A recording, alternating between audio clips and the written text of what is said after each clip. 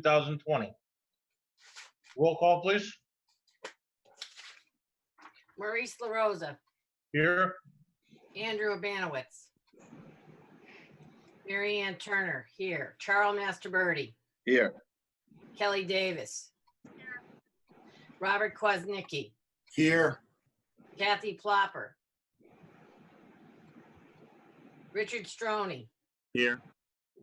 Mr. Chairman, you need to appoint an alternate. Yes, Rich, I believe Rich is going to be the alternate tonight.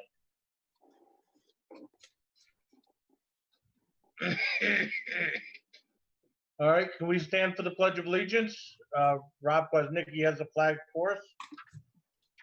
I pledge allegiance to the Allegiance to the flag flag of the United States of America and to the republic for which it stands, one nation, under God, indivisible, with liberty and justice for all.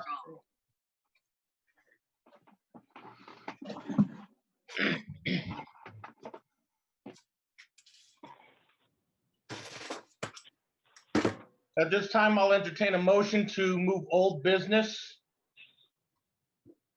I'm so moved. Do I have a second? Second. All right, so we're going to move old business from item 5, and we'll put it down to item below item 7. Any discussion? All in favor signify by saying aye. Aye. Aye. Aye. Jen, how do we choose to do this? Because do we raise our hands? Do we take a roll call? Yeah, that has been the easiest. Yeah, let's just do roll call. Maurice LaRosa, Yes. Andrew, Mary Ann Turner, yes. Charles Masterbirdy, Yes. Kelly Davis, Yes. Rich Stroni, Yes. all in favor, none opposed. Okay. Madam Secretary, can you read the legal notices, please? ZBA 2020-0518, 110 Cottage Road variance application to allow an accessory detached garage to be located forward or the rear line of the home. Tamara Pleasant, owner applicant, map 95, lot 33, R33 zoned. ZBA 2020-0522, 37 Tabor Road, variance application to allow reduction in minimum front yard setbacks from 35 feet to 22.5 feet along Booth Street. Jennifer Bouchard, owner applicant, map 59, lot 179, R33 zone. ZBA 2020-0605, 55 Cottage Road, variance application to allow an increase in the maximum lot coverage from 20% to 23%. Randy Daigle, owner applicant, map 80, lot 178, R33 zoned. These are not published in the paper due to the COVID virus, so I just read them as is. Okay. That is the order we will be doing business in this evening. And I also have a little paperwork for you for defining a variance. A variance can be granted where such a grant will not affect the overall purpose of the zoning ordinance, and where strict interpretation of the ordinance will result in a hardship.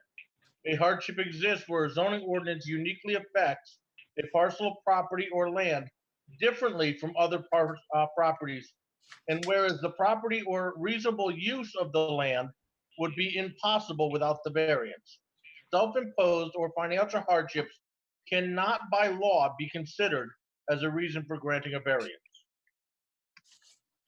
So our first applicant is 110 Cottage Road. Is the applicant present? Yes. Okay.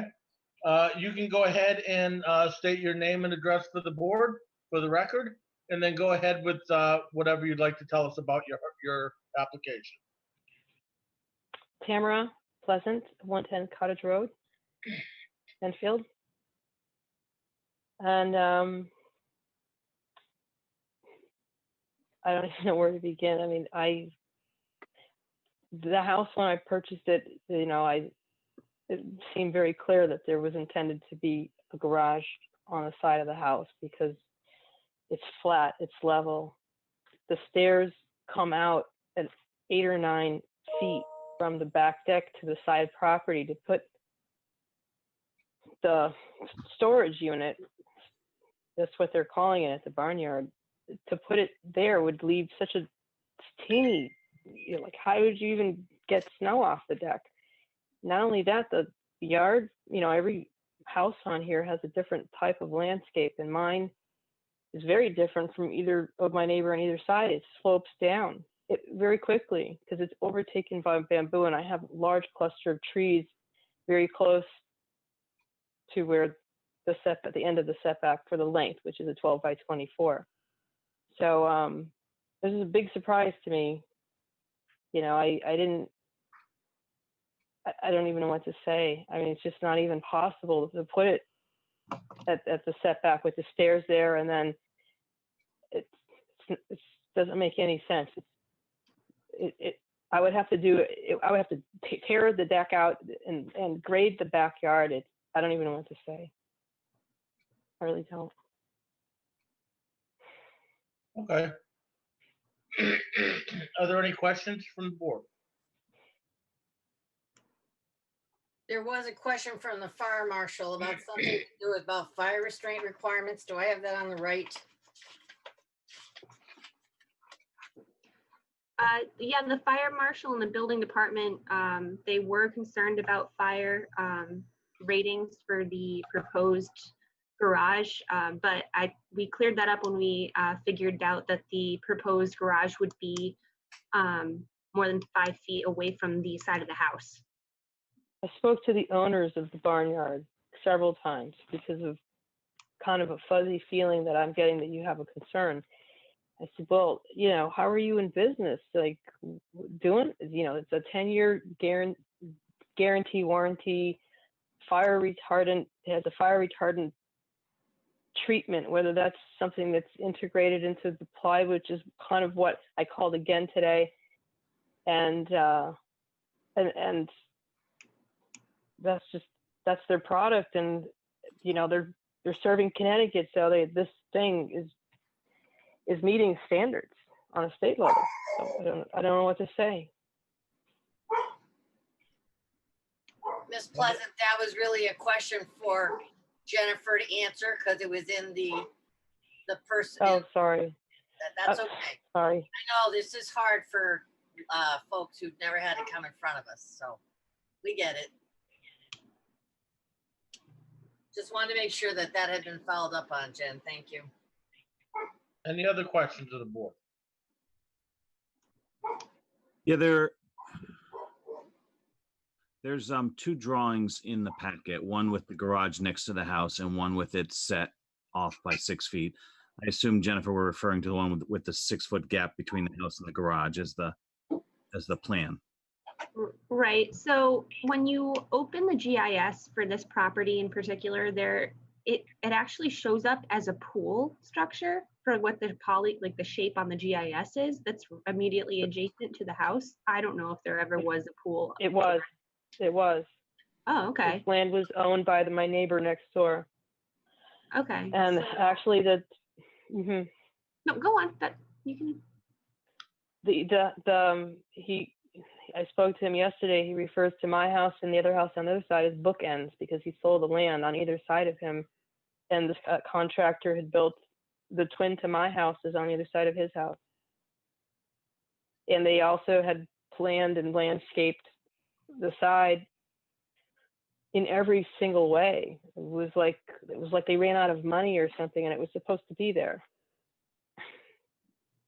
Right. So I sort of helped Tammy come up with a plan that didn't have that attached cool looking thing on the GIS that had the appropriate measurements.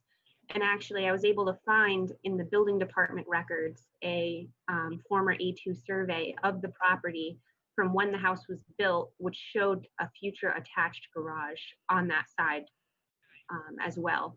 So Is that in our packet? It should have been. I believe it was included. I believe I uploaded it. Is it the one that I can't read? Is it the Yep. The original document was a 24 by 36 plan. So when it uploaded, if it's smaller on an 8.5 by 11, it's because it was scaled to be on a larger sheet of paper. Are you saying the architectural drawing is the one that was the original plan, Jennifer? Right. Okay. will be honest with you, if we continue zooming, I want plans. I cannot read these.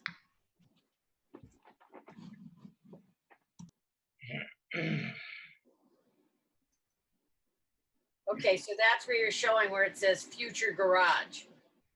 Because I was confused by this because she has no intention of building a garage to the house like Right.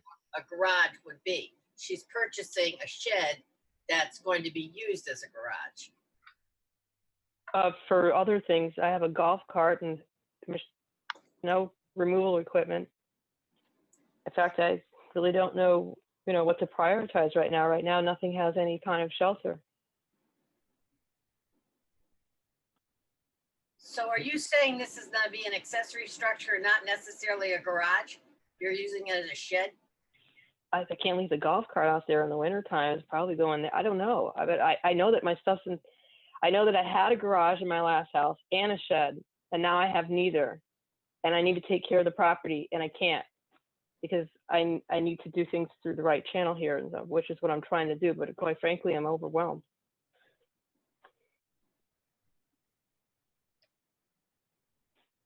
Hey, Jennifer? Yep. So, just so we're all on the same page, an accessory structure, the difference between an accessory structure and an attached structure, as far as it pertains to the zoning regulations for the property? Yes, so accessory structures are detached from the home, and the regulations read such that they have to be located on the property at least 5 feet from the side and rear property lines, and they have to be located behind the rear line of the house. So whatever that rear wall is, they have to be located behind that portion. So And in I this- believe it has to be 5 feet from the main structure. that is a building department requirement. If they choose to be within 5 feet from the principal structure, then there are certain fire code requirements that, No, I believe about 6 years ago, 7 years ago, we put a regulation in. I wrote the regulation with the former chairman of this board, and we presented it to PZC, and they passed it. And that I believe an accessory structure has to be 5 feet from the dwelling. if that was the case, I have not seen that regulation in our actual zoning regulations that we have to date. But we did that for a very specific reason. Because we had a person come in front of us, and all they did was remove the plates between their deck and their house, and then called it an accessory structure. So we didn't want that to happen any further. So we wrote a regulation stating that an accessory structure had to be 5 feet from the dwelling, and that any decks or patios used to gain entrance into the main dwelling had to be counted as part of the main dwelling. Well, we do count decks as part of the lot coverage overall. But either way, this proposed garage is proposed to be 6 feet from the house. So it either way meets that regulation, whether it be in our zoning regulations or from the building department. And really, it meets the separating distance from the side property line as well. It's just the variance request is to allow it to be directly next to the house as opposed to set back behind the rear line of the house. And if she were to set the garage behind the rear line of the house, it would obstruct entrance to the deck in the back because of the stairs, and if pushed even farther away so it's not blocking the stairs, there's a grade that slopes down. And that grade is also shown on the plans that are from the building department files. And if it's an attached structure to the home, then it can be. Before we continue our discussion, are there any further questions of the applicant? Me? Yes. Any other commissioners have any questions? All right. Do I have a motion to close the public hearing? So moved. Made by Mary Ann. Do I have a second? Second. I second. All right, seconded by Kelly Davis. Do we need a roll call? Yes. Okay. Mola Rosa, Yes. Mary Ann Turner, yes. Charlie Master Birdie, Yes. Kelly Davis, Yes. Rich Stroney. Yes. You have a motion to close the meeting. All right, now let's have our discussion. I do have a question, Mr. Okay. Chair. You never opened it to the public. If there's any public participation, I just realized. You're right, I didn't. We should probably remove our request to close, ask the question, Okay. and then close. All right, is there anybody in the public that wishes to speak in favor or against the application? Anybody wishing to speak in favor or against the application? Then we're good. We can just proceed with our discussion. Okay, you have 5-0. Close it. Any discussion? And I Yeah, went out so- to the, Go ahead, Right. Mary. All right, so just to finish up my question for Jennifer. If it's attached, then it can be alongside the garage, house, this structure. And what is the definition of being attached? I have to pull up the regulations. There is a regulation, it pretty much just says it has to be structurally All right, like connected to the home. There's more A technical breezeway. information in that definition that you could I run don't a, remember off the you top could of my run a breezeway over the top as a covering and attach roof to roof and it's attached.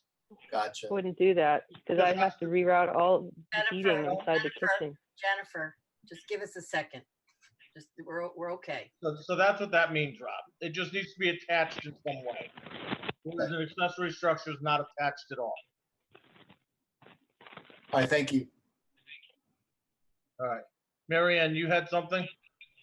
I'd actually like to make a motion on the thing, but before we go, I went out to the property. And there is a slope in the back and it is against some marshy land, which I'm not an inlands and wetlands guy, so I have no idea what that stuff is. So there is a hardship because of the property. So she can't really put this shed any further back. As for the stairs, there's probably modifications that could be made, but the property isn't that wide, nor does that fix the problem she has with the staircase. So her land, because under zoning board of appeals, we have, what is the hardship with the property? She has shown a hardship because of the property, because of the slope and what's behind her. So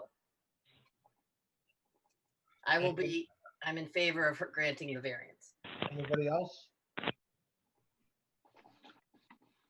I'd like to make a motion, Mr. Chairman, unless Kelly has something. I was just gonna say, I agree with you, Mary Ann, that the slope and what's behind the house.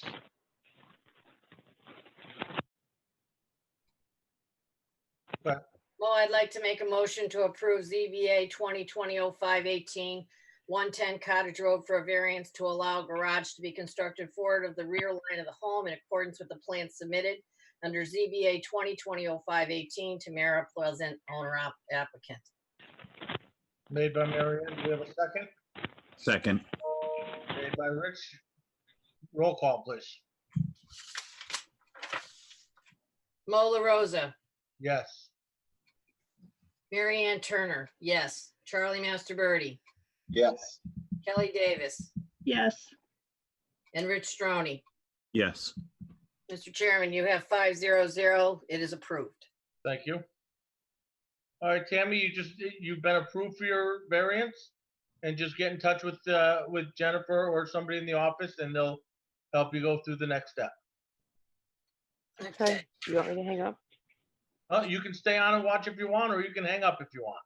Come on, we're so much fun. Why would you want to give up and not watch this on a wonderful Monday night? I don't know if there's anything better on TV than us. Okay, who seconded it? Rich Richard. did. Rich did. I need to do paperwork, so hang on. Kelly, All how right, do we thank get all you. this stuff signed afterwards? Are we responsible for signing it? Or because of our Zoom meetings, are we not responsible for Marion, I think does check marks. that? Okay. So And please tell me this is our last Zoom meeting. I have no idea. Well, seeing as the state allows us back into the buildings in groups smaller than we have, or larger than what we have, hopefully we can have a regular meeting. Yeah, I honestly, I'm not sure. I'm not privy to those conversations and when we might be reopening fully for public meetings. But for now, I think we're more concerned with making sure that the public can get in and out of the building safely and that we're all still somewhat socially distant when meeting the state requirements. So.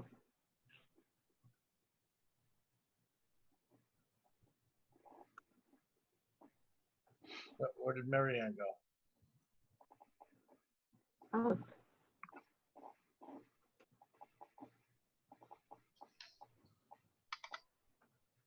Looks like we lost her. Hello? Did the thing go down or did I just go offline? Nope, you went out. My computer is completely shut off. I need you to wait a minute while I come back on. Okay, Hold the meeting. You want to put it into recess? yep. For a sec? I have a motion for Marianne for a short recess. Do I have a second? Second, Second by Kelly. We'll take roll call in a minute. She had a computer problem.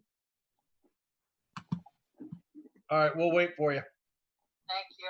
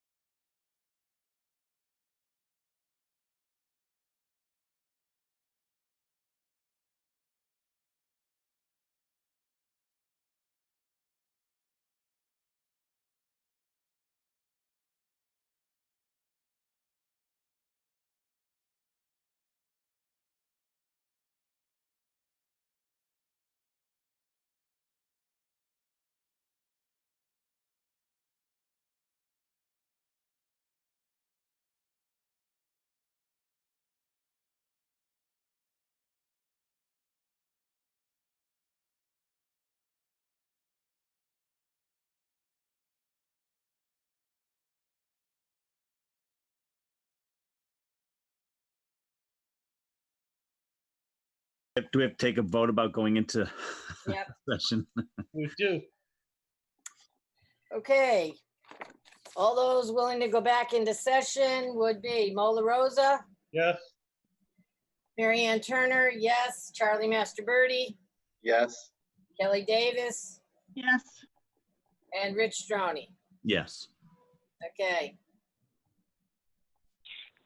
all right, can you, we already read all the legal notices, so will the applicant for 37 Tabor Road, are you with us? Is that, the Credence?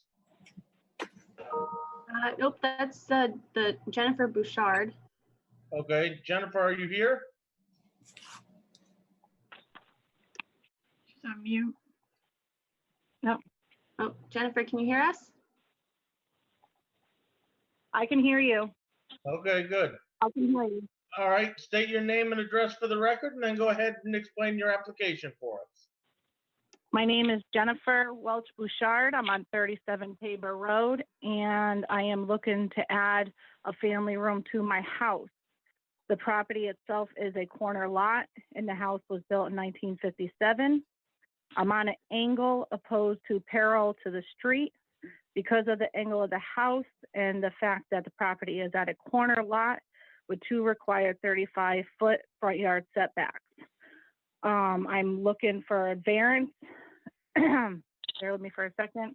For the hardship of the proposal, addition will require a variance to reduce the front yard setback along Bush Street from 35 feet to 22.5 feet according to the reference plan that is 12.5 foot reduction. So I'm looking to add on a family room because my family is getting bigger and I do all the Easters and Thanksgiving, and there's just not enough room for everybody to move around.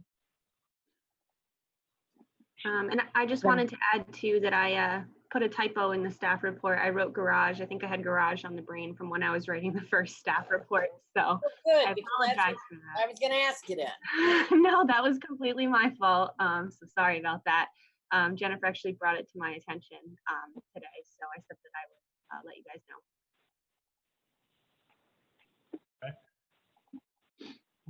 So do we have any questions of the board? Come on, somebody must have Sorry. something. Oh, sorry, I didn't know if you were speaking to me or not. No, I'm asking if the board has any questions for you. I don't have any questions because she has two side yard frontages. So it's a hardship because of the property. So I don't have any questions. I went out there and looked at it, walked all over it. And Jennifer, I appreciate that you marked out the property so I could see where you were going to do it. That is part of our regulations, and it's very aggravating when I go out to a property and it is not clearly marked what I am there to look at. So thank you for doing your job. Thank you. You're welcome. I have nothing else, Mr. Chairman. Anybody else on the board? All right. I'd Do I like to have make a any- motion. Go ahead. Do I have anybody in the audience that wishes to speak in favor or against? Anybody in the audience wishing to speak in favor or against? All right, do I have a motion to close the public hearing? So moved. Made by Mary Ann. Do I have a second? Second, Made by Kelly. All Roll those in call. favor, Mola Rosa, Yes? Mary Ann Turner, yes. Charles Masterbirdy, Yes. Kelly Davis, yes, Rich Stroney. Yes. Mr. Chairman, you have 5-0 to close the meeting. All right. Discussion of the board? I have no issues with this property. It has two facing front yards. And it was marked properly and clearly marked with the ZBA sign. She did everything 100% right. I'll agree with that. I just want to explain for some of the new guys that maybe haven't been on very long, haven't taken some of the classes. When you have a corner lot, it's very unique to our regulations. The regulations require that you have actually two front yard setbacks of 35 feet. So when you have a corner lot and your house gets positioned in such a way, you really can't do anything else with it because you're required to have such a setback from both sides. So that's why the variance is required. So I'm in favor of it. Go ahead with roll call then. Was there a motion to Oh, approve Hey, or? Just one question, just Yep. curiosity, because I see the front corners are closer than the 35 feet anyway. So does that mean the property already has that variance in play, or? No, so we have a regulation that says you can expand a non-conforming structure as long as it doesn't further encroach into the setback requirements. In Right. this case, the house is angled at such that expanding on either side, they would have no choice but to further encroach. So that's the reason for the variance. Okay, thank you. I need a motion to approve it. I make a motion for ZBA 2020-05-22, 37 Tabor Road for a variance to allow a reduction in front yard setbacks from 35 feet to 22.5 feet along Booth Street according to the below plans supplied by Jennifer Boucher, owner applicant. Do I have a second? Second, Made by Kelly. Roll call, please. Mo La Rosa, Yes. Mary Ann Turner, yes. Charles Masterbirdy, Yes. Kelly Davis, yes, Rich Stroney. Yes. Mr. Chairman, you have 500. It passes. Okay, Mrs. Bouchard, you've got your variance granted to you. Just speak with Jennifer or somebody in the planning department in the next few days, and they will help you through the following process. Who made the second? Alrighty, thank you very much for everybody's time, and you guys have a great night. You as well. Kelly did, Mary Ann. Kelly made the second. All right, we'll write those up later. Hopefully my computer won't blow up a second time. Okay. And the applicant for 55 Cottage Road, Mr. Daigle. Yes, Go ahead, hello state there. your name and address for the record and proceed with the state your name and address for the record and proceed with the explanation of your variance for us. Yes, my name's Randy Daigle. I'm at 55 Cottage Road, Enfield, Connecticut. I'm seeking a variance for lot coverage of 20% to 23%. As you guys are aware, these lots are all non-conforming. There's houses that extend on other people's properties, and we're trying to make our house one level. Right now, there's 3 different levels because they were all cottages with little additions put on throughout the years. Each level, each addition is 3 or 4 inches apart or different from each other. So every room has a 3-inch or 4-inch step. We want to make the entire house handicap accessible because we want to live here for the rest of our lives. So we want to make the interior, all the doors 3 foot wide, the floor all level. We want to add a bedroom, a small 10 by 12 bedroom, and then a 2-car garage, all accessible for handicap. There used to be a garage that was located in the front of the house, 10 feet from the road. That burnt down a couple years ago, apparently. But there used to be a garage on the property. I'm only looking for a little, like 3% over the existing 20%. A lot of the houses here are over that.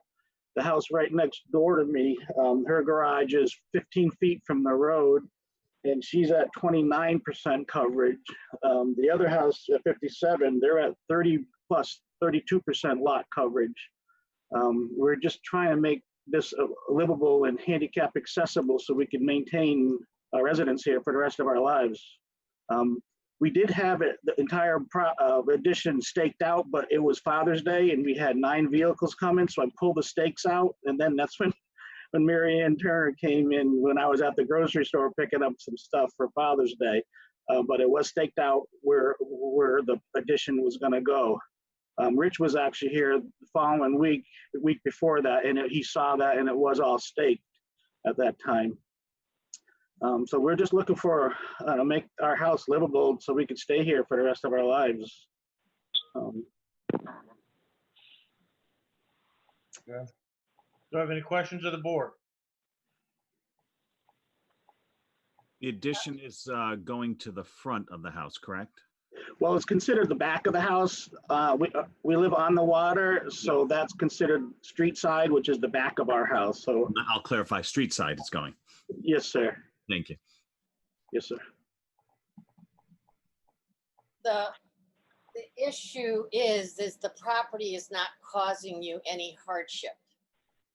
It's flat, it's there, and there's already 2 attached structures on the property that from reading technically, and they were there before you, and I get that, that you now want to incorporate into the structure as part of your home.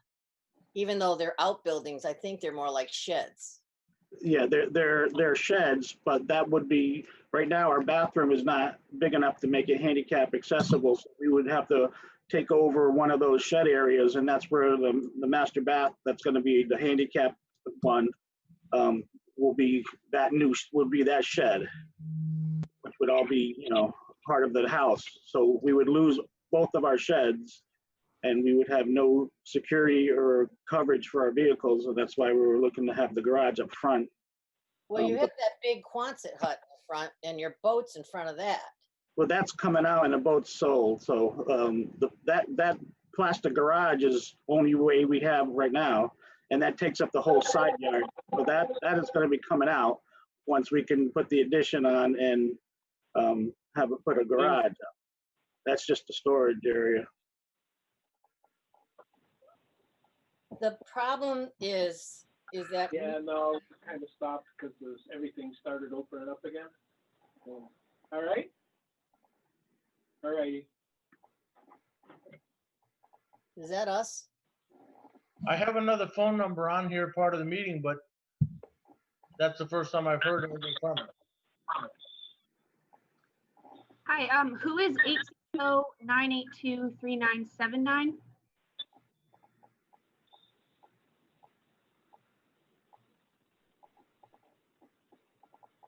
All right. I just don't know who that is. I don't know if they can hear us or not, but I can mute them going forward. I think they just hung up. Actually, it's not letting me mute them. Yeah, you did, and then I Oh, think. there it is. They show as muted right now. Okay. Again. Done. All right, the issue is the zoning board of appeals has it's so black and white, it's difficult. And first off, we have no control over handicapped or not. The only thing that has to do with handicapped is in section under miscellaneous, section 3.30. And it talks about access for ramps, landings, or decks.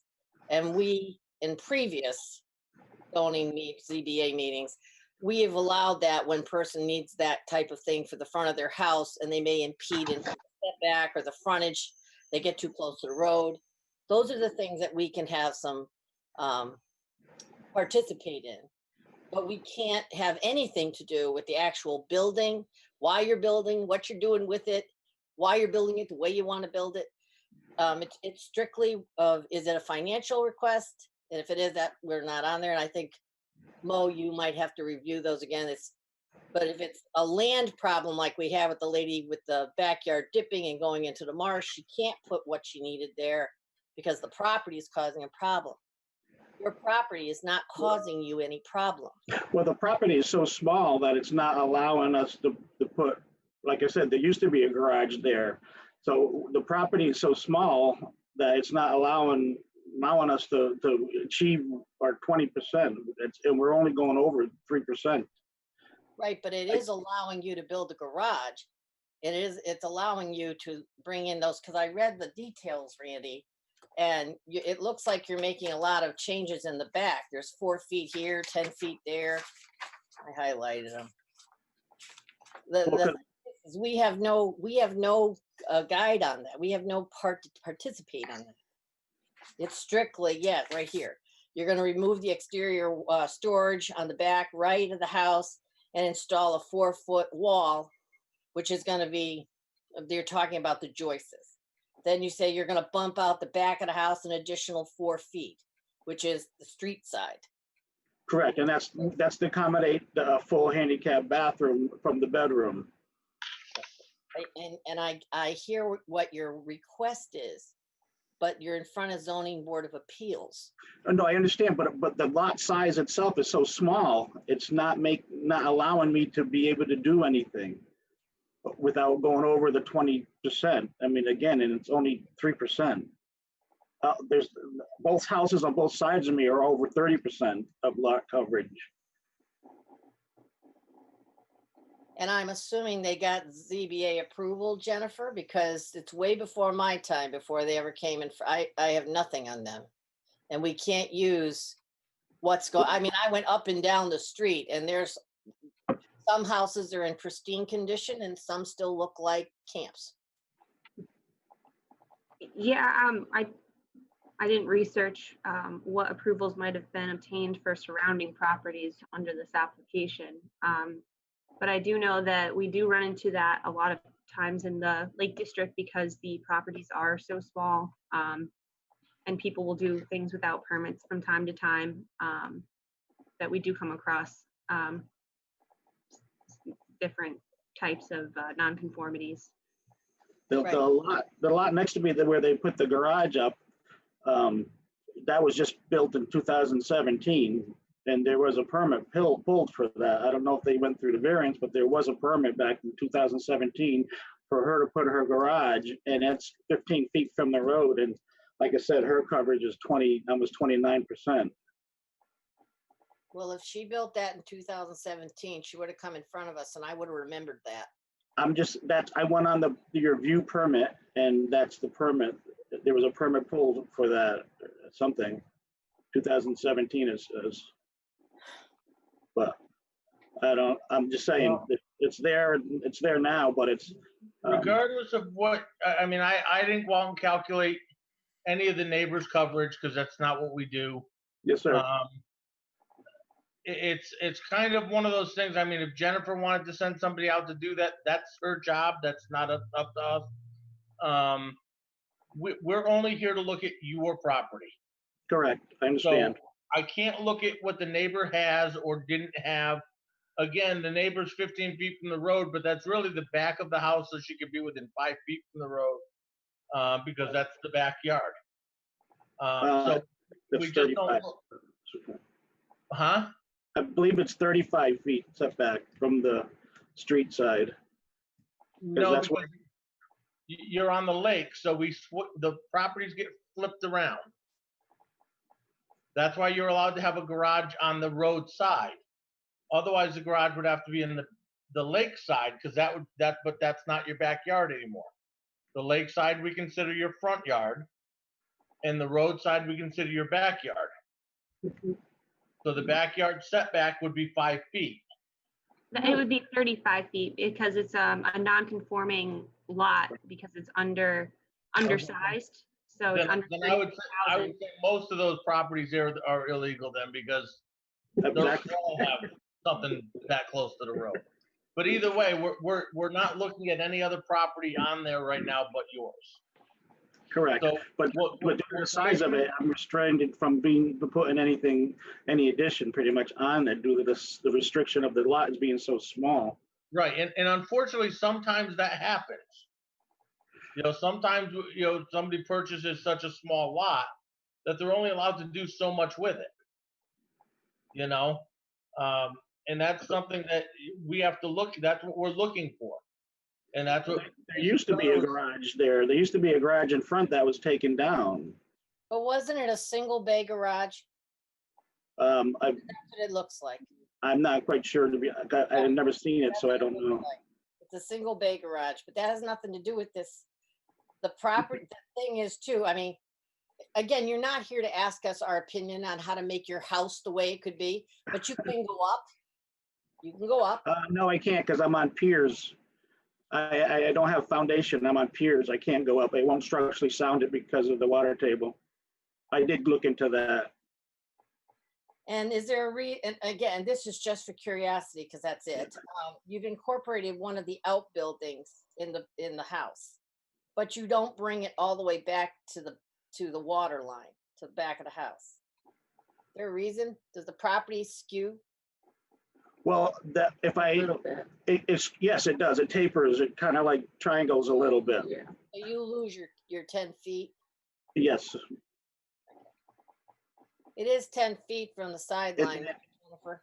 it's 6 feet. It's existing 6 feet. It's been there, the structure's been there for over 3 years, but the zoning calls for 10 feet, yes, but it's right now it's 6 feet. Correct.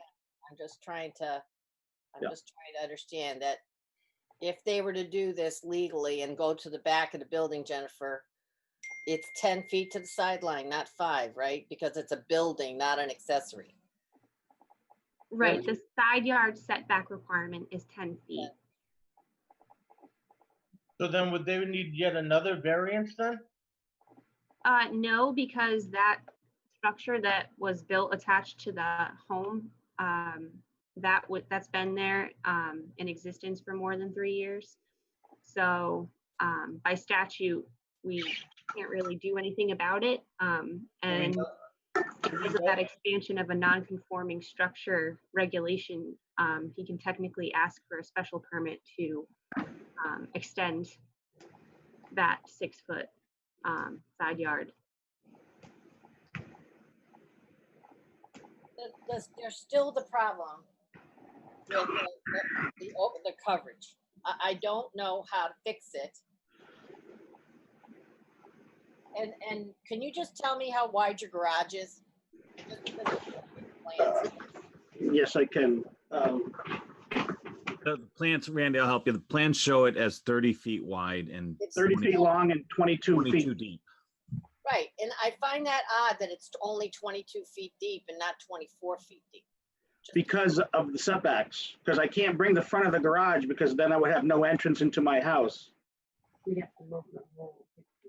Because the house is set so far on the lot to the one side that if I go 24, then it covers the entire front of the house and I have no entrance now. You'd have to move it. Well, that's where the bedroom is. That's where the master bathroom and the bedroom is going. I have to tell you, I don't know how to fix the problem. I've redesigned this thing 3 times, Marianne, and I've, other than having it a 1 bedroom, which is ridiculous, but I've redesigned this, and that's why it's 22 and not 24, because I can't move it in front of the house anymore without literally blocking my entrance to the house. And the reason why we're putting a bathroom is to make it off the bedrooms for handicap accessibility. And I can't have 3-foot opening in the shower and the door without taking that, which is now the storage unit, which is the storage area. I mean, I'd love to have 24 deep. Won't be able to use it for my truck. I'll be able to use it for our vehicles though, our car and storage, and get rid of that big plastic unit on the side of the house. Anybody else have any questions? Just a quick follow-up. Sir, you mentioned there's no basement because of the water table and you cannot go up because of that. Correct. It's on piers and the water table's high and it just wouldn't be, it would sink if you go to 2nd story. It's not designed for 2-story. And I'd have to demo the entire house, which my mortgage company won't allow me because then they would have no assets to go after if I default. I initially would like to have demoed the entire house and moved it closer away from the lake, but they won't allow me to do that. So in order to replace all the piers for the structure, I would have to demo the house, and the bank, my mortgage company won't allow me to do that. And I can't go on the 2nd floor because I'm on piers. And you're keeping your covered porch instead of incorporating into the house to make that living space. You're keeping it as a covered porch. Correct, yes. But wouldn't that solve some of your problems if you made that into take all this frontage, this addition, and take your covered porch and just make it into part of the house? No, because then I would have no access to the backyard, because right now you go out of the porch and then onto the deck. Right, but you said you're getting rid of the thing on the side of the house. There's gonna be nothing there. You could, I mean, again, it wouldn't be facing the lake. But I'm already I'm already over my 20%. So if I go out the side, now I'm going off to 20%. They're not, but they're accessory structures, Jennifer. Accessory structures, if he was to add a deck. Well, I'm sorry, I have a deck in the back. Correct. So if you took the covered porch and you made it part of the house and got rid of that addition in the front and moved your garage towards the house, you probably would be within your coverage allotment.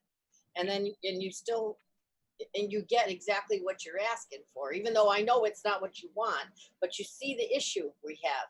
Well, it wouldn't, because then I still would have to, I'm looking to have another bedroom. Right. The I don't know bedroom, how you make it bigger, the big bedroom square. were out the front.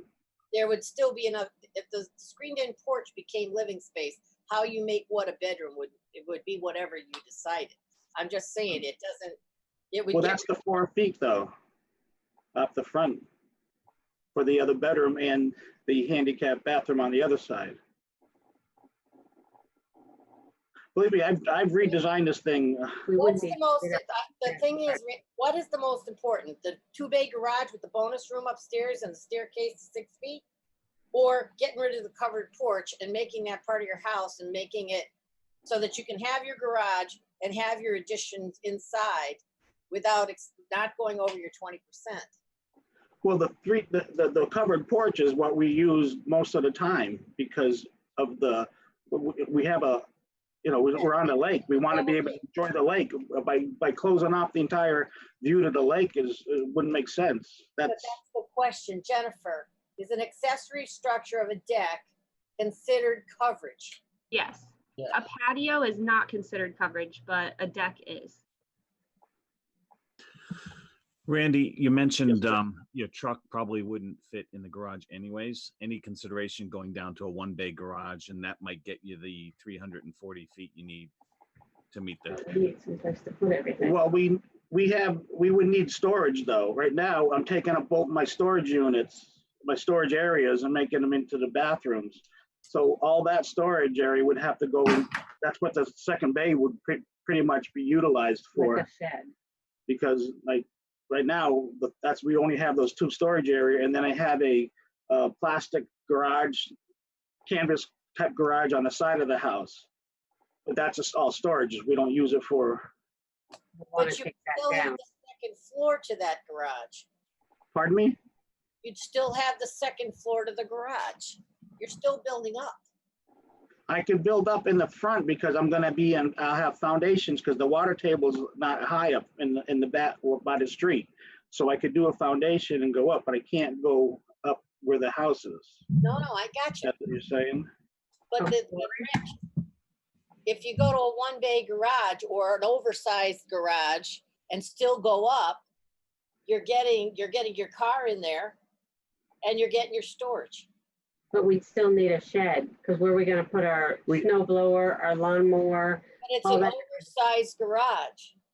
Oh, that's not oversized.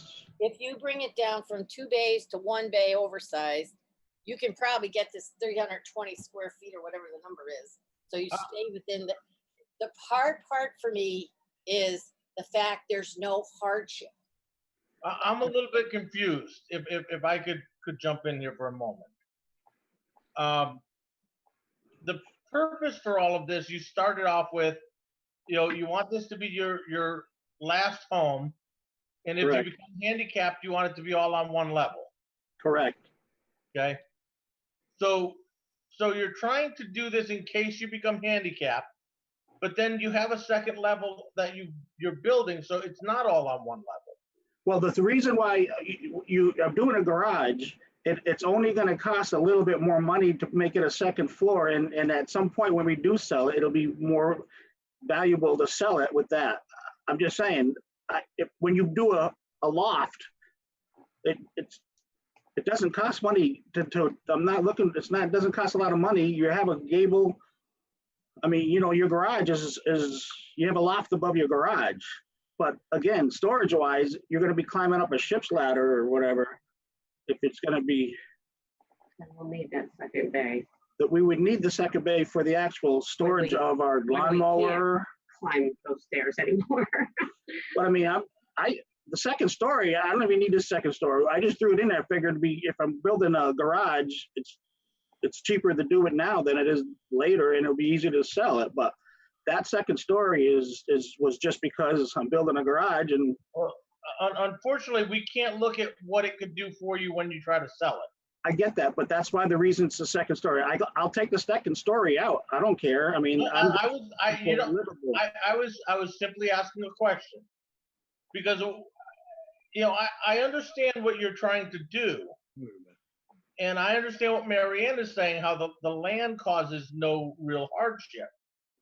And you're saying, well, I want to try to do this so that later on, if I become handicapped, I'm all set. But there's really no provision for us to look into the future and say, well, if he becomes handicapped, we should let him do this. Because everybody would like to say, well, what if this happens to me? Well, the hardship is the location of the house is the way it's located. The addition can't go on the other side. And the lot is so small and it tapers, so it really restricts me to do anything. That's our hardship. Right. That's So Randy, hardship. Yes, sir. Mr. Daigle, this is what we look for. Yes, sir. You're saying my land is too small for me to put down what I want it put down. All of the properties around that lake are small. Why is yours more unique than any other property on that lake? Whereas if I grant you this variance, then the next time one of your neighbors wants to go bigger and bigger and bigger and bigger, we don't do it to them because your property was unique, theirs isn't. That's what we have to look for. What is different with your property than every other one? You've already set precedents. There's been 5 houses in the last several years that have done exactly what they have not come in front of our board. The Masadas, there was 5 houses in the last several years. They have not come in front of this board. I don't know. I don't have control over that, but there was already precedent set. So. Well, first of all, they went in front of a different board, not this one. This board has main body of this board has been together for 10 years or so. Okay. The second thing is, if somebody else showed us what was unique to their property and they got a variance, that doesn't mean we grant it to everybody else. You have to give us what's unique to your land. I get it, and I'm telling you, it's the shape of it and the way the existing house is so close to one side that only allows me the area to go off that side. Okay, how about this? If you're taking down the Quonset hut, how much room between that Quonset hut and your neighbors is there? I think it was 15, if that, 12 feet, I think. Like, again. And then I would have to stay 10 feet away because it's new. Right now, I don't have to because there's an existing non-conforming structure that I'm coming off from. If I go new on the other side, I have to be minimum 10 feet away. And right now it's either 12 or 15 feet from my property line. So I couldn't go there. I tried it over there, Marianne. I tried it all over this freaking lot. Yeah, it's not a matter of where he sets it. It's a matter of what he wants is too big for what he has. And the inside of the house, to me, is just an empty square. It doesn't matter what they put in it, right? Or how they use it. So the option is they get rid of that addition in the front, move the garage over where it needs to go, use the part of the house, and put in an outside patio. I can't put the garage over there, Marianne, because it's a new structure. I would have to be 10 feet away from that property. No, you wouldn't be able to have that addition in the front. I couldn't find the square footage of that addition. If I do the setback with the 10 feet and I keep the garage at 22 feet wide, I'm all the way over my middle of my house. Right now, I'm over on my other side because of the non-conformant that's existent. That's the only way, and that's why the garage is not 24 feet, it's 22 feet, so I can maintain an entrance into the house. If other than that, I can't put the garage on the other side. You also put in a stairwell inside the garage. It took 6 feet. When you take it out, it's about 180 square feet. You don't go upstairs. It doesn't solve the problem, but it solves part of the problem. The stairway goes the opposite direction, so the car will fit underneath it. I've seen them where they go up and then they turn. I mean, we've seen all kinds of ways. But again, I'm just saying, no addition upstairs, no stairs in the garage. That takes away 6 feet. Well, the garage isn't, the stairs aren't taking away any part of the garage. The cars are gonna be parking underneath the slope of the stairs. The way that I have it designed. When I looked at the plans, there's a 6-foot, again, I don't care what glasses I put on, I can't see. But that's at the last 3 feet, so that doesn't, Does somebody have real plans? I submitted them. They're on page 49 of the PDF. Thank you. Because I printed them and I can't read them. Yeah, if you have the PDF, go to page 49, Marianne. Yeah, I'm looking for the PDF. I found the. Could someone just tell me about the addition inside the garage? The way that the stairs go is I have them so it goes up 3 steps, and then once it gives me the height to go up the rest, so the car can park underneath it. If I were to go directly, then I wouldn't be able to, because my landing would be where the front of the car is. By doing it this way, oh, there we go. Marianne, can you see on your screen? Now I can see. Thank you, Rick. Yeah. You're welcome. So Can you move it down so I can see that's the house. That's the existing house. This is the layout. Where's the garage? There's the The garage. garage is up here. Okay, see where it says, does it say 6 feet there? No, right there. There's the stairs. right, and that's where the door to the door. Yeah, is that a door going out in the back of the garage? Yes. How the heck's that door gonna open if your car's gonna be in the way? And why do you need to go out that way? Just curious, don't tell me, I don't care. This access, another access. The reason why I had to go 6 feet is because I have steps that go from the foyer down to the garage. If I were to start the garage door at 3 feet, you would not be able to open the door of your car. So that's why from the corner of the house, it starts at, you have 3 feet to the center of the window and then 3 feet to the edge of the garage door.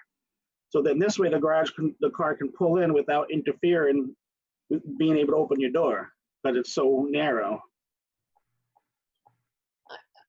I hear every single thing you're telling me and I get the fact, but there's nothing here that says that this is a hardship. It's a want. It's the slot size. It's safety. When you And bought, it's you knew what you bought. You can make the garage smaller. You could take the inside of the building and completely reconfigure it, get rid of the porch. I mean, there's options. I'm not saying they're good options. I'm just saying there are some. I have a house up north. I know all about trying to make a camp into a home. I get it, but I can't. The land is flat. There's no divot. You got rid of the well, so there's no well issue. Mhm. Not too far from the street, so you fix that. So where's the problem? The problem is I can't put the garage on the other side because I have the setbacks since it's new, that this is the only area that I can put the garage because I'm extending off the existing corner. But again, if you made the garage smaller it's- and made a 1-bay garage, does it solve the 300 square feet that you need for the addition in your house for your? I don't have any storage. Then we'd have to put a shed. I'd have to put a shed up and then. You know what? I get you, but you have to see where I'm going here. I'm grasping at straws. I don't see how the land. The chairman already The explained- location of the existing house and the non-conforming that we're coming off to and the angle of the house, of the property causes a hardship. I can't move it. I can't do. It's not, the angle of the structure The structure's not causing a hardship. Because the structure's there. It is what it is. The structure covers the percentage that it covers. Rich, can you make it a little smaller so we can just, You're looking for a hardship that the property causes, not that the structure causes. Well, that's my property, so, Yeah, Right. and we can't go up. So, and I think- can't go up. I can't go up because of the property. But I think what they're saying, Mr. Daigle, is if you cut down the size of your garage, you wouldn't need the variance. You Yeah, but- wouldn't have everything you want, you get but rid of you- your but covered you porch, wouldn't need the variance. and you make your covered porch, you change the configuration in your house, take your covered porch and make it part of your living space. That solves a bit of problem. I know it doesn't make it happy to want to sit on the lake, but since it's true that you can have an outside patio without any coverage issue, there's an option there. But we wouldn't be able to get in the backyard. Hey, Randy, how many square feet is your deck? Oh, Just roughly. I think it's Like 10 by 10 or something. I don't know. it's like a 10, it's like a 10 by 10 or 10 by 12, something like that, I think. Let's So- see here. What's it say? Well, Have- Rich, there's some numbers on the side. Does that say 28 feet? of the porch you talking about, or the, Yeah, the porch, the covered porch. 28, 28.8 is from the edge of the house to where the existing, that right now is the edge of the existing house. That other area where the bathroom is the storage, right now is the storage. That's at the top. Right, going I'm trying to from the get bottom some up top. I'm trying to get some measurements of this covered porch that has multiple. it's 41.8 minus 28.8, so was that There you 13? Okay, it looks maybe about 10 by 13, 12. Yeah, something like that. And yeah, like 10 by 12, 10 by 13. So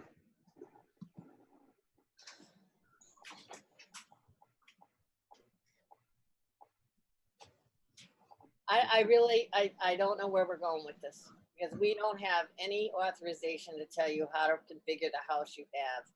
And if those two outbuildings weren't there, I'm not exactly sure what you would have done. Oh, yeah, exactly. And that's why I can't go to the right, looking at it this way. I can't go to the right. I have to go off the existing, and I can't move the garage over because now it'll cover my entire entrance to my house. I couldn't even get into the house.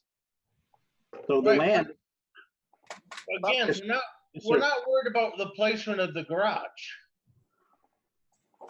We're worried about the coverage of the land. Right, that's why we're asking for the I know, and variance. that's why we're asking for the variance because of, 3% it's only 3%. to have a car and our tools in the other side, like a lawnmower, snow blower and everything. It'd be the same as if we put up a shed. Well, but would you need a full-size second bay garage? Or could you cut it down and still get your lawnmower and your tools in there? And the answer to that is anything is possible. Right, but I mean, then we'd be like 1% over, if we, Well, No, because we haven't been able to do any of the calculations and it's not, truthfully, it's not our place to make adjustments. We can't do. It's inappropriate. We can't even really give you any, all we can say to you is that we're looking at this property and we have three rules, black and white. Is it a financial hardship? Is it self-imposed? Or what's the land doing to you? It's the land. I can't go up because it's on piers because of the water level, the shape of the land, and the land is so small. The land is the land.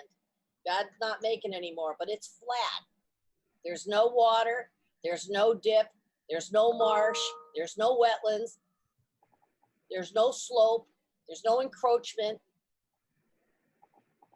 There's nothing there that's on the land that's causing our problem. It's just not giving you the outcomes that you want. Well, we're just trying to, like I said, park our garage, park a car, my car in the garage, so I don't have to walk on the ice. And a place for our lawnmower, our snow blower, all our tools, so we can get rid of the other thing on the side. That's, I think the challenge here is it's not about the use. It's really just the footprint on this property that is the concern. Correct. And that's where we're struggling, because we recognize what you're trying to accomplish. We recognize that you are trying to make this neighborhood look even better with a, really nicely designed house, but that's not what we look at here. And that's our challenge. And Marianne had laid out and Mo had laid out the kind of the guidelines for what we have to consider. And it's still just the footprint and the percentage that it takes up of the lot. mhm. All right, well, without, I don't want to sit here all night and try to redesign, because that's not our job. So right now I want to ask, is there anybody in the audience that wishes to speak in favor or against? Yes. Yes, Mr. Chairman, my name is Bill Creedon. I'm my wife and I own the adjacent property at 57 Cottage Road, and we're right next door. One of the first questions I had is, and I've notified the planning department of it, is that the plans in front of you, as shown, show a 40-foot addition and with a 35-foot setback, and there's not 75 feet from the road back. So the plans have to be modified anyways. Does not meet the setback requirement. I had a recent survey done, and my surveyor shows, and all the plans that were submitted that he submitted show it to be 70 feet. My survey shows it to be less than 70 feet. So the garage has to be modified anyways. And that's all I have to say. Okay. Mr. Dangle, do you have anything else to add?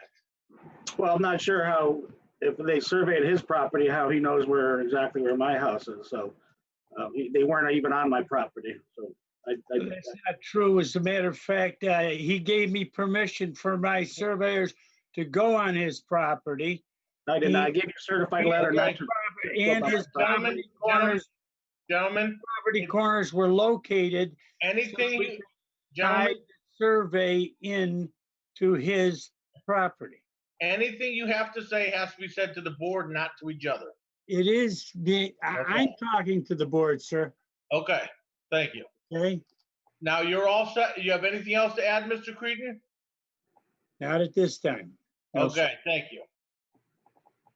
Mr. Daigle, do you have any last things to add to the board?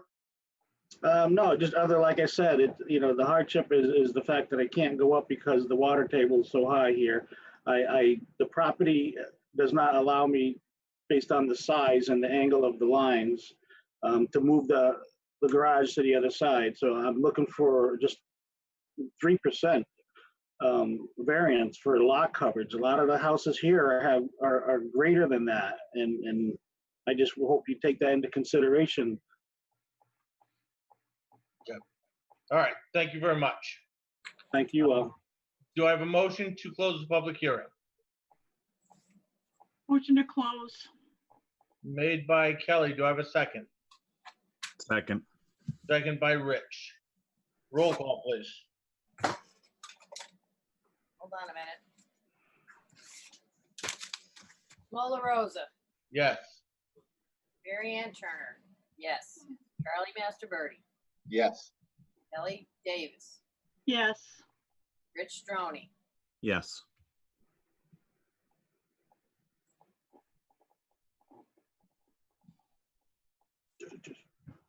Okay, the public hearing has been closed. Any discussion among the board? So I'm still trying to grasp why we can't consider that the lot size is so small. Because when you buy a parcel of land, you buy the parcel of land. And the regulations say that on this parcel of land you buy, this is what you're allowed to cover. So I shouldn't buy a 10-foot by 10-foot parcel of land and expect to build a house on it.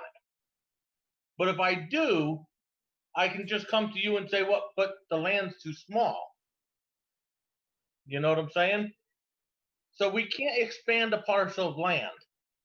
Otherwise, what ends up happening is every parcel of land around the lake areas, around Thompsonville, we have many areas of town where the parcels of land, because of what the parcels used to be cut at years ago, are small. So if you start saying, well, yeah, well, let's maybe let them cover 80% of their lot,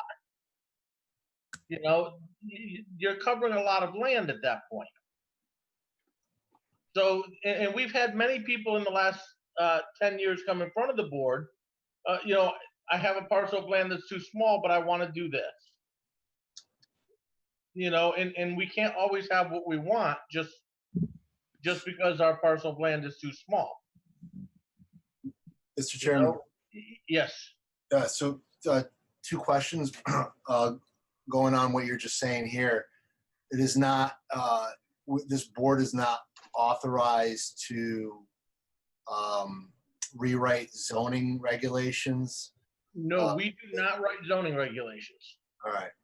Number two. That's up to planning and zoning. Number two, is there a height limit for 2.5 stories? 2.5 stories. So on a property, any property, you can build up to 2.5 stories in this particular zone. Correct. Is the water table issue something that would be a hindrance that is unique to a property that would prohibit from going up, requiring it to go out instead? Well, think about it, Rob. If he was building the house, if anyone was building on the lake Canoe now, because remember, these were cottages, these were camps. They weren't meant for full-time housing, but that's what they've come over the years. They would have built it on a foundation. That's all. And then they would have gone up. Because if you go down and look at other properties that are down there that are newer, they have multiple stories. So yeah, it's an expense. Okay, so it's not an engineering problem because of the land. Okay, thank you. It can be done, but it's going to cost you the money to do it. Understood. What about you, Rich? You got anything?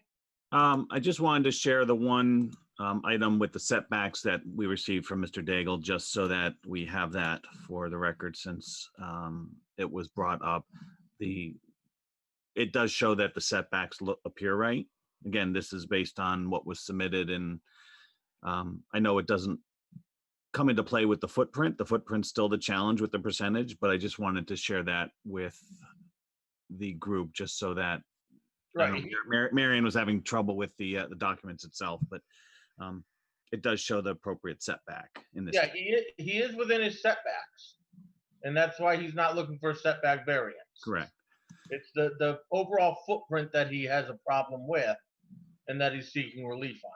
Yep. Rich, can you put that back? Of course. Thank you.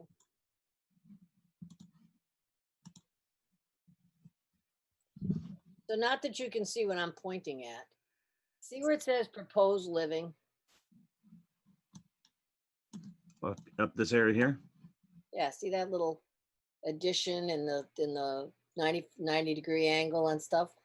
How big is that? How many square feet is that? That we'd have to probably go back to the architectural drawing to figure that out. Right. And unfortunately, mine's printed and I can't read it that small. No, I think it's the other way, Rich. Yeah, I think so too. Am I allowed to tell you or no? Go ahead. Well, technically, no, sorry. I can't speak, Mr. Chairman. Page 49. So here we go. It looks like on the wide side, it's 10 feet wide, and on the narrow side, I would guess figure it's about 5 feet based on the way the shower's set up, somewhere around there. So maybe,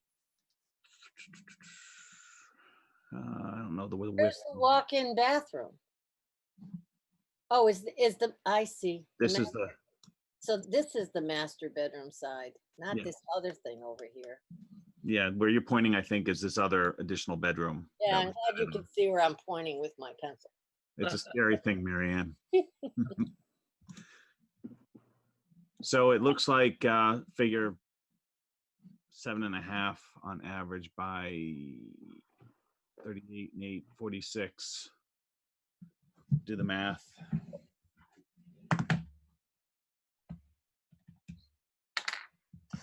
So about 340 square feet Is what?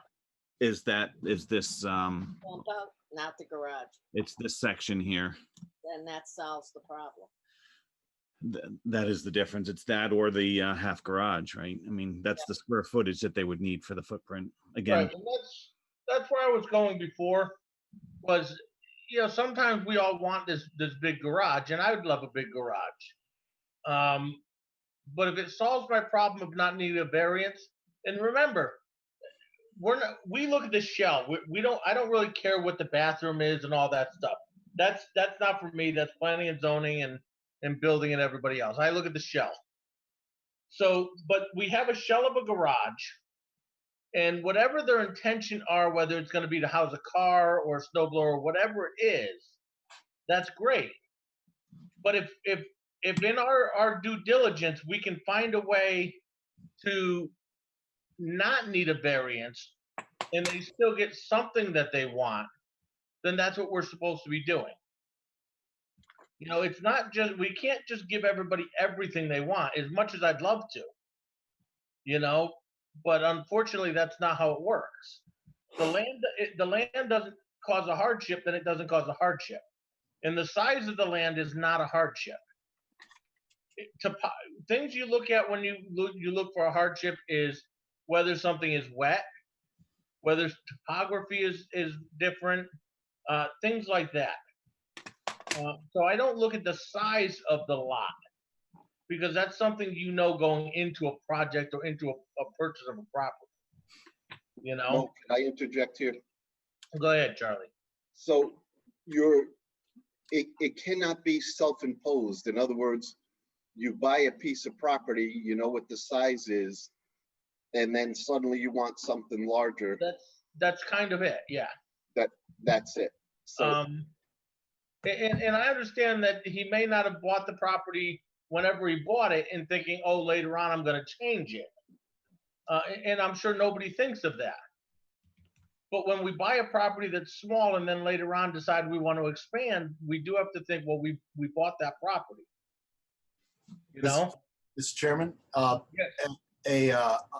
an accessory structure, does that apply its square footage to the math of Yes. coverage? It does. Okay. Yes, when you look at a footprint, it's the footprint of any building or outbuilding on the property. So it's an overall footprint that includes decks. So I personally myself, I just can't see a hardship for this, because if they choose to just cut down the garage a little bit, they can find their 300 square feet and they don't need a variance. And I would rather see that than give a variance, because remember, a variance, we give a variance for the property, it's there forever. It will never go away. And Charlie and Marianne, you've heard me use this one over on High Street forever. There's a postal stamp piece of property on High Street that back in the 60s was given a variance to house a goat for a 4-H project.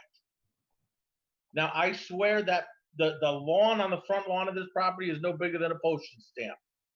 But if the owner of that property wants to put a goat there today, they most certainly can.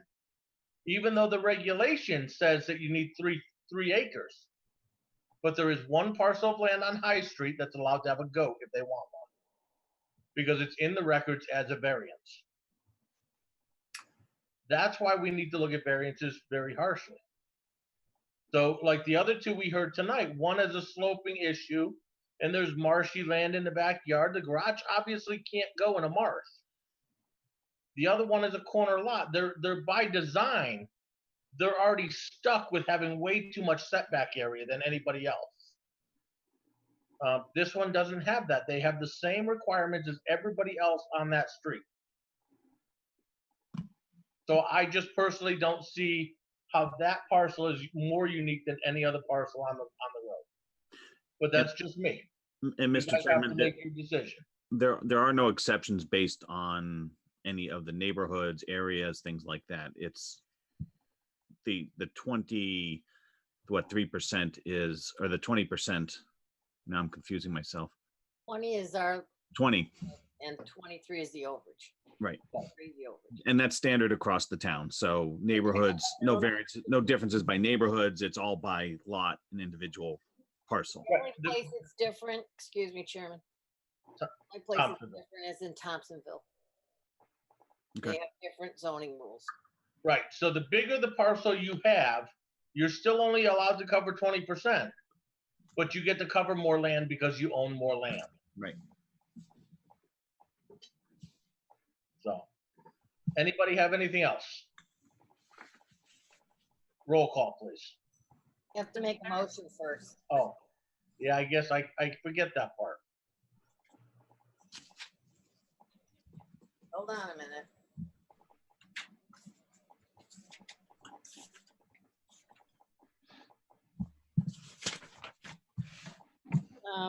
I make a motion to approve ZBA 2020-0605 to allow an increase in maximum lot coverage from 20% to 23%. Randy Daigle, owner applicant, map 80, lot 178, R33, Lake Overlay District, according to the materials submitted. Approval made by Mary Ann. Do I have a second? Second. Second by Rich. Roll call, please. Hold on. Mo La Rosa, No. Mary Ann Turner, no. Charlie Masterbirdy, No. Kelly Davis, Yes. Rich Stroney. No. Mr. Chairman, you have 4 noes, 1 yes. It's denied. I'm sorry, Mr. Daigle, but your variance has been denied. You can certainly call staff or somebody in the office tomorrow or the next couple days and see what your next step can be. Will do. Thank you. Thank you. Have a great night.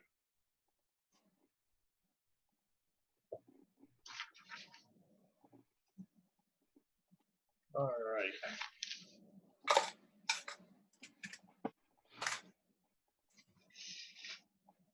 I lost my agenda.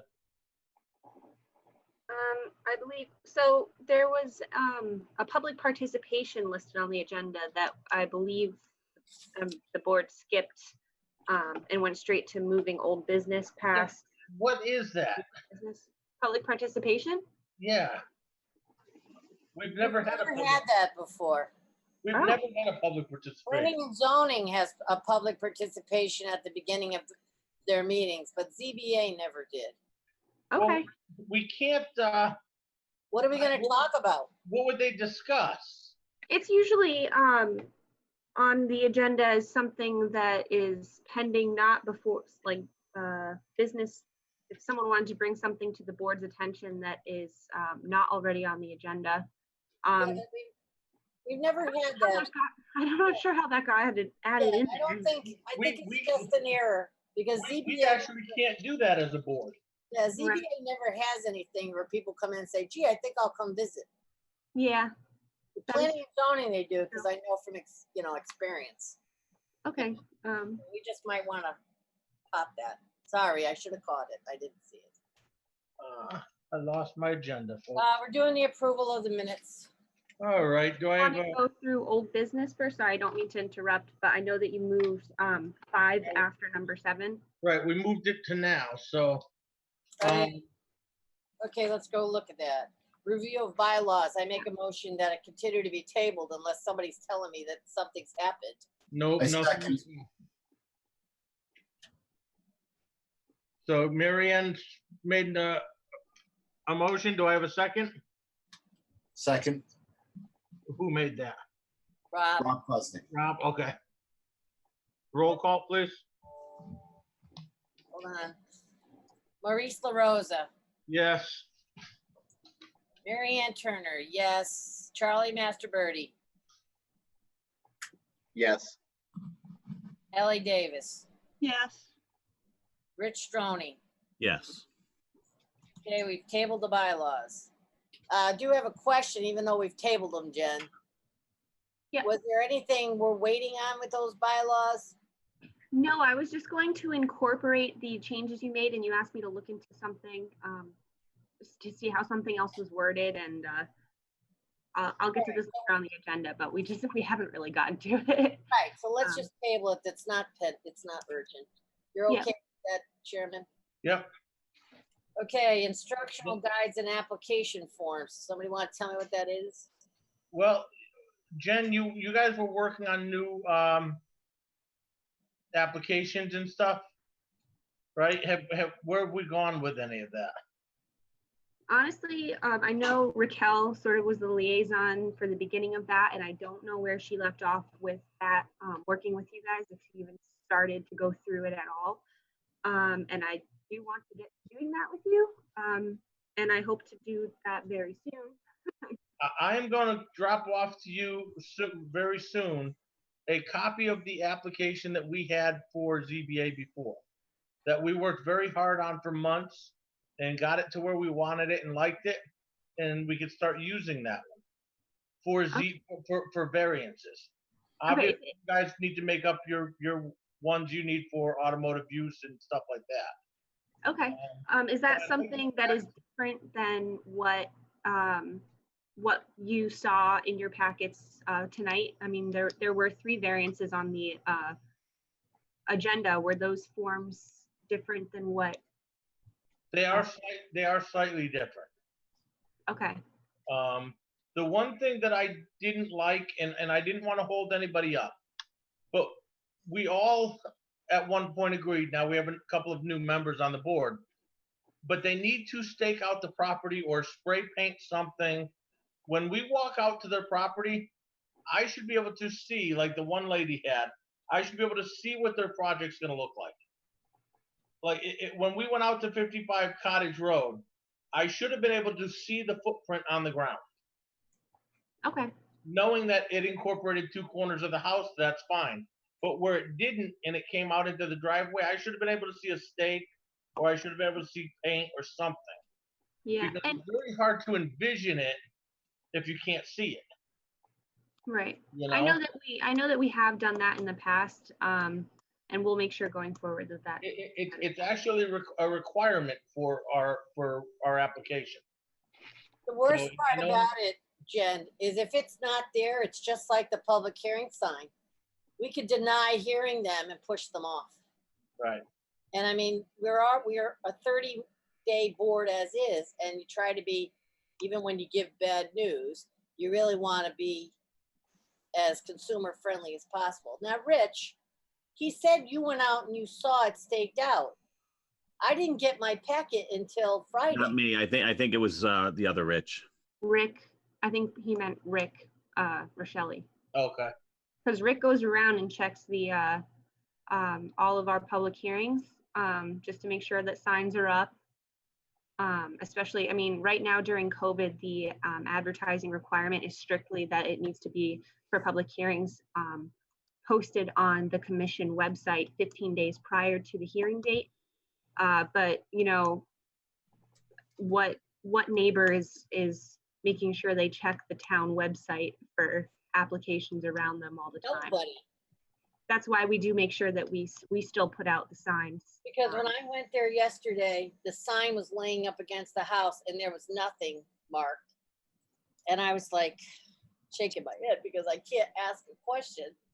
And Randy's on the phone and I can't talk to him. Yeah, and I didn't realize that the sign was next to the house. I know Rick had caught that sometime, I think last week too. I guess Randy just kept taking it down and putting it back towards the house for whatever reason, but we didn't tell him that it needed to be out by the street. Anyway, it seems we've digressed. If you want to continue. Okay. So I would like to make a motion to table instructional guides and application forms. Do I have a Second. seconded by Rich. Roll call? Hang on, I'm making notes here, even though I don't know why. Paul LaRosa, Yes. Mary Ann Turner, yes. Charlie Masterbirdy, Yes. Kelly Davis, yes, and Rich Stroney. Yes. Okay, your table. Approval of the minutes from May 4th. Everybody have a chance to read them? Okay, do I have a motion to approve? So moved. Made by Rich, do I have a second? second, Second by Kelly Davis. Any discussion? Sensing none, roll call, please. Paul LaRosa, Yes. Mary Ann Turner, yes. Charlie Masterbirdy, Yes. Kelly Davis, yes, and bringing in the rear, Rich Stroney. Yes. Okay, all approved the minutes. Correspondence and staff reports. So we don't have any formal correspondence for you. I guess I can go through some of the things that have been going on in our office. We have a new assistant town planner. Her name is Savannah Nicole Villalba, and we are working on getting her a laptop so she too can work remotely. I believe she has one. We just need to get it set up with a VPN to make sure that she's all secure and working from home. But you will be meeting her probably in one of the upcoming meetings. Hopefully. And this week, at the end of the week, our secretary, Pam Schweitzer, is retiring. So we're celebrating that this week. Last week, we started interviews with consultants for the planning or for the zoning regulation update, as well as the plan of conservation and development update. There were 5 applicants. And 4 of them were interviewed. We have to go through them and probably select one this week, so that is upcoming. Will we have seats at those tables? There's going to have to be a committee set up for the plan of conservation and development update, and we're going to be working on that eventually. But right now we're really at step 1 with selecting the consultant. But there will be some sort of committee formed. Right, but will ZBA participate in both of those projects, the zoning rules and the plan of conservation redo? I don't see why not, considering you have a play in the regulations as well.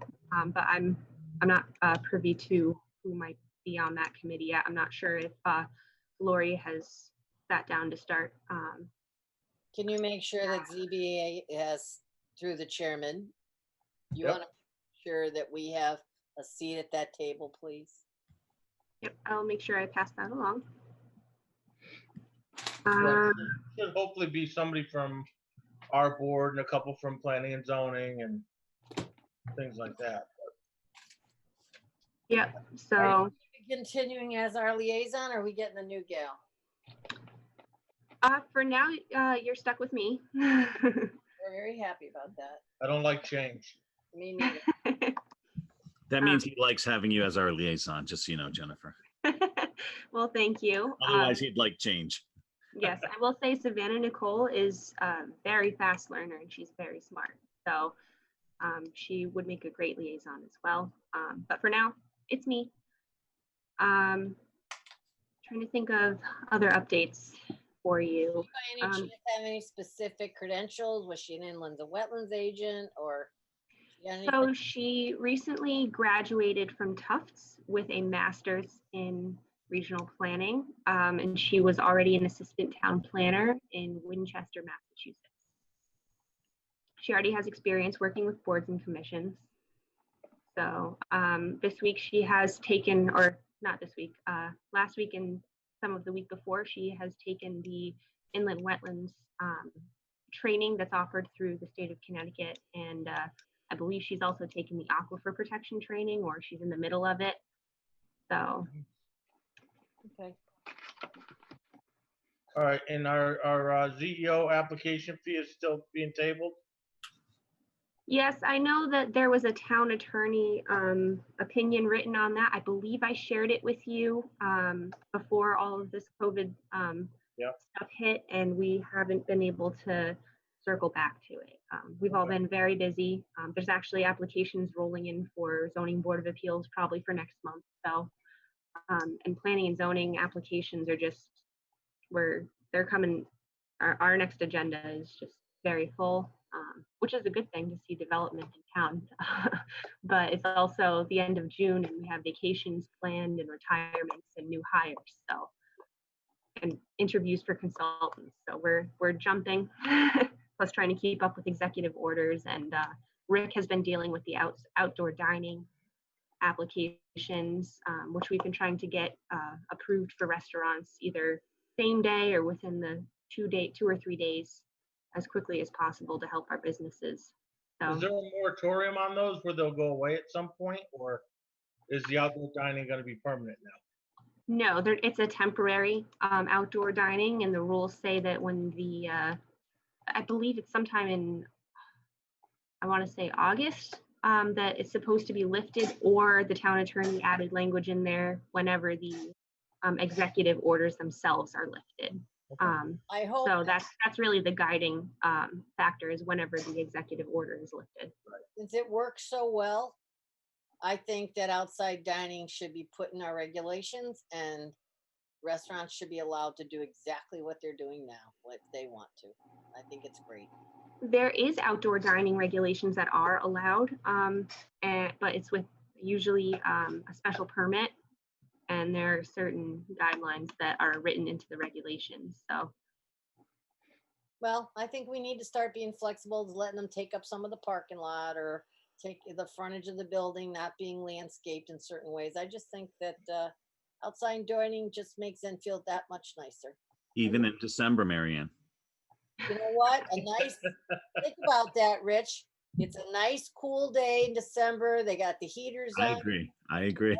And you're having a snack and a hot I'm telling you, I just think Enfield should just be more broad, but that's a different discussion, different day. That's all right, Jen. I was at, my daughters took me down to Trumbull for Father's Day, to the Trumbull Mall. Nice. And the Trumbull Mall actually is very nice. And I saw something down there that we have to have in Enfield. And what is that? And it needs to go in our mall. It's a place called Sequest. It's a totally interactive aquatic and zoo area.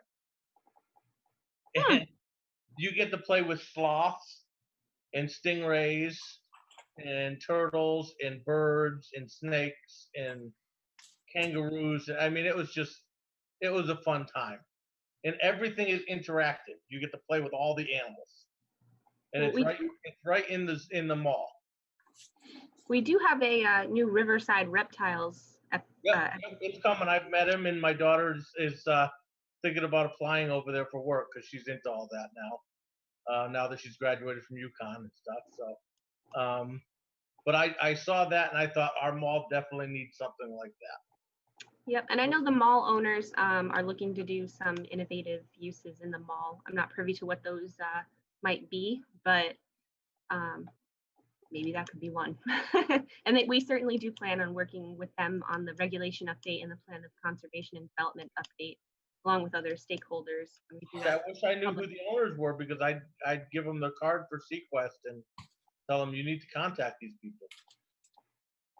Because they have them in a couple of different malls, between Connecticut, New Jersey, and a couple other places. So, but it was very unique. It's something we should definitely entertain. All right. So, but anyway. Can I make a motion to adjourn? Any objections? We're adjourned. Hey, Rich, can you give me a call? Right now? Yeah. Okay. All right. Have a good night, ladies and gentlemen. Have a good night. And,